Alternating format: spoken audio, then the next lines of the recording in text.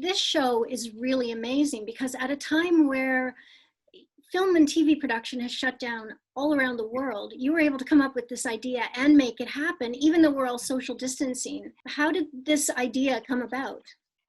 The original idea was, our family all contracted the virus.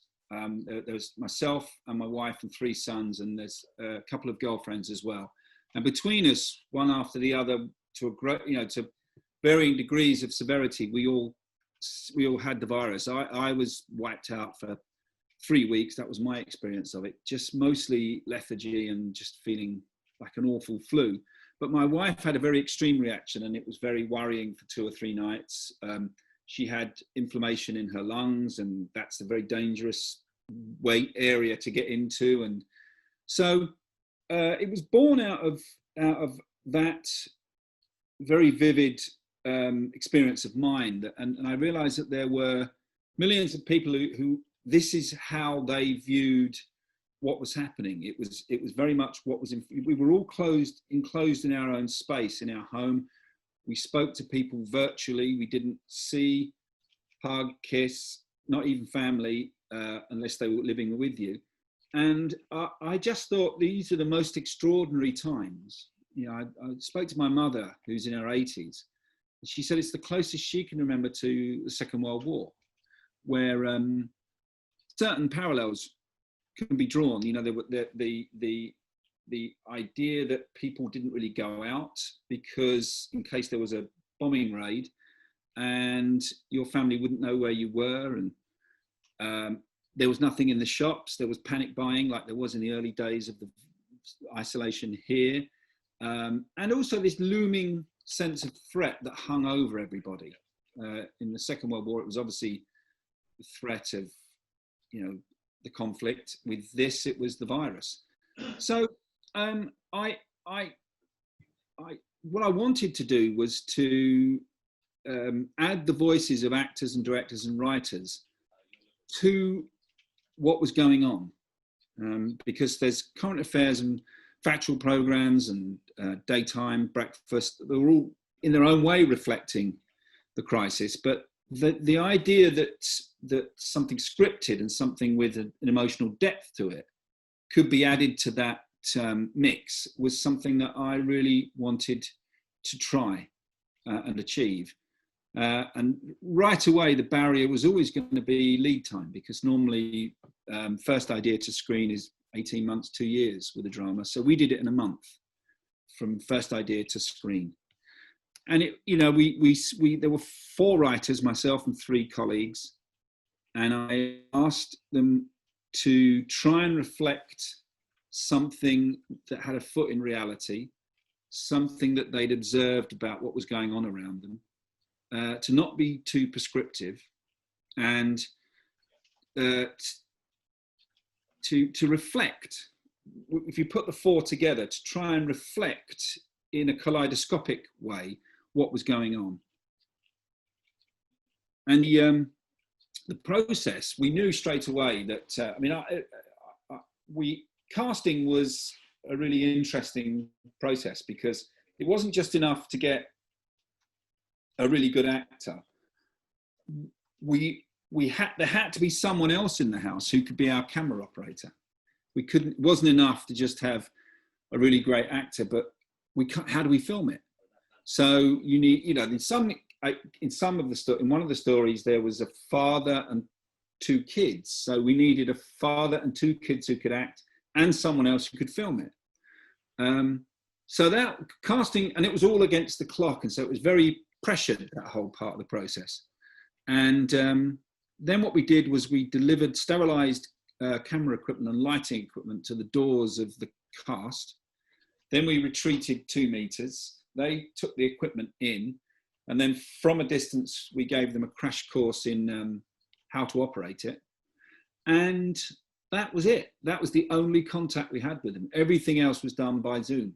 While you were writing it, did you have specific actors in mind? Because you would have needed to have, as you said, an actor with 2 sons or so forth. That's right. No, we did. We didn't always end up with the actors that we hoped we'd get. the writing process was about 4 or 5 days, no more. So from first call to let's go and do this, and then we're off making it, it was so quick that the normal process, didn't apply. We would normally, you'd maybe buy an actor lunch and pitch the idea to him and stuff. But with this, it was just a phone call. And by the way, can your wife or your husband hold the camera for us? We just had to plunge in. But I think what happened was, I think that it touched on a very basic thing in all of us, which is storytelling. I think in times of crisis, what we want to do is to share our experiences, to relate things, and to hold a mirror up to what's happening. And I think we find comfort in that. And I think that is what happened here. We were telling stories about what was going on around us, and it was an amazing undertaking. But give you an example. What I thought we were just going to ask the actors to film stuff on their own iPhones, but we found a system where we could remotely control the aperture and the lens and the focus on high-spec phones, and so we could see what the camera would see. So we had the main shot in the middle of our screen, and then all around the outside of the screen were all the various crew, the director, the first assistant director, the director of photography, the makeup, wardrobe. We were all around the edge. In one of them, we filmed it in West London. The director was in Scotland. The director of photography was in Manchester, and the rest of the crew was scattered to the four winds. And yet, so we were never in the same room, and yet we were very, very tight, I suppose, as a group, just watching what was going on. Also, what about set design, makeup, costumes? Did the actors have any input in that, or were they fully, in control of that? They did the set was their house.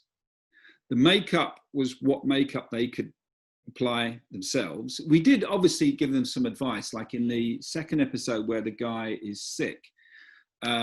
We had to try and achieve that look of someone who's been in bed for days, been very ill. Family members were adjusting lights and trying to get continuity.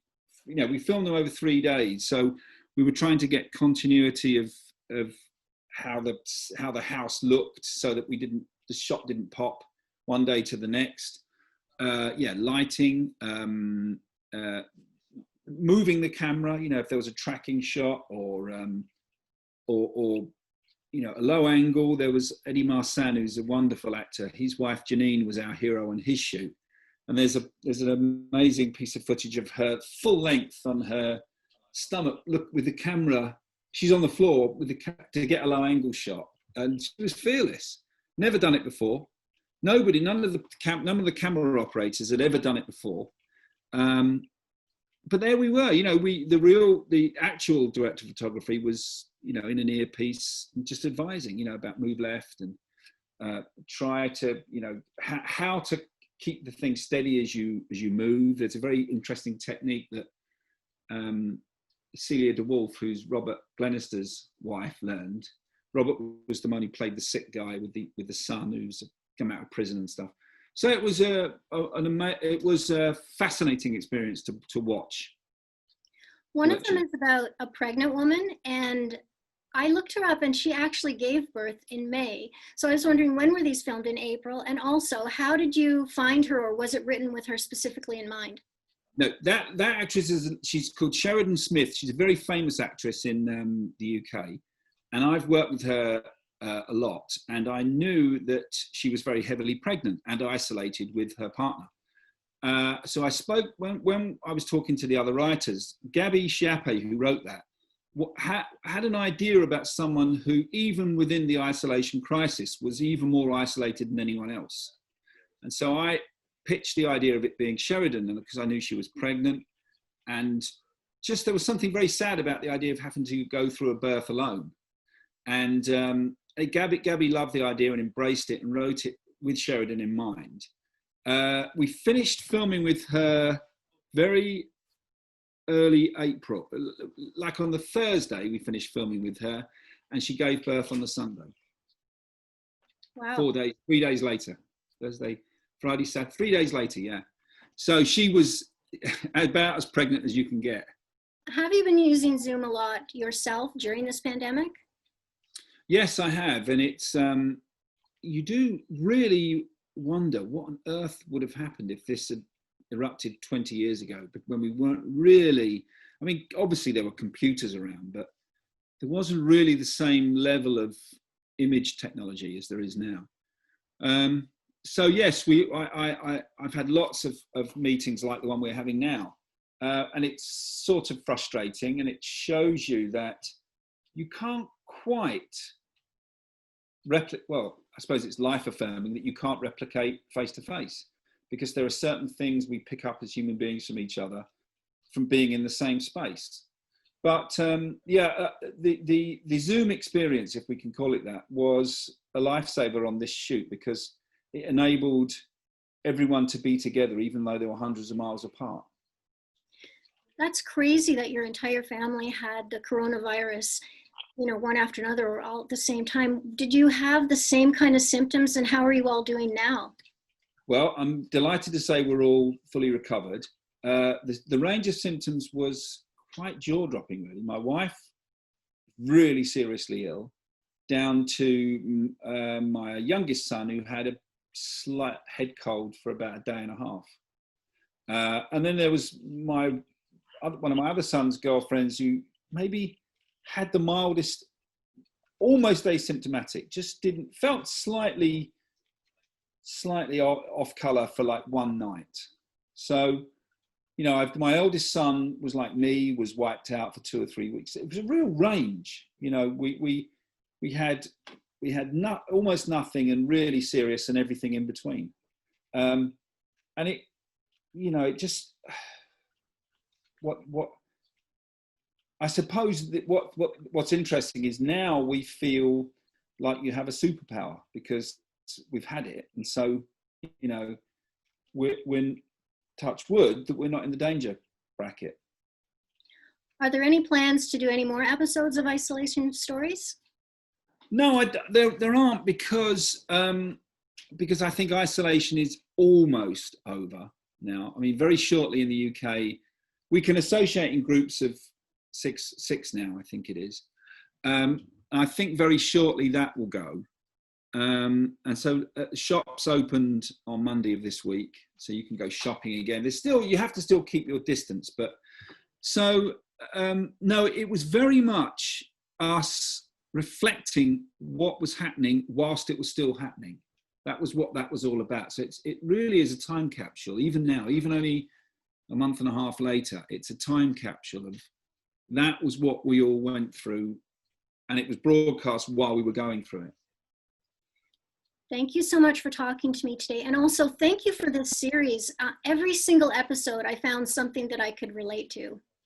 That's very kind. Thank you. I'm glad you enjoyed it.